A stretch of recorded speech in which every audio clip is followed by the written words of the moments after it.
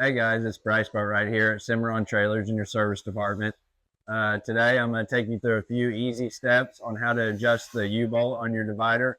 The only tool you're going to need today is just a 3/4 inch wrench. First off, to adjust these, you'll just take your 3/4 inch wrench and put it on these nuts here, and you'll just back them off. Back them off, and then you'll go around to the other side where there's two other nuts. And if you're wanting to shorten them, all you'll need to do is just tighten these here as much as you would like to pull it in.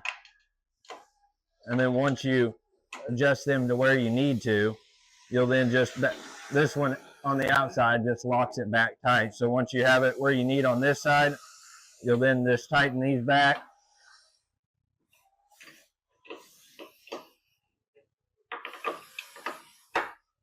Keep them in place, and then it's locked where you need it.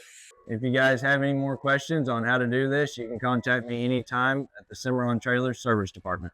Thank you.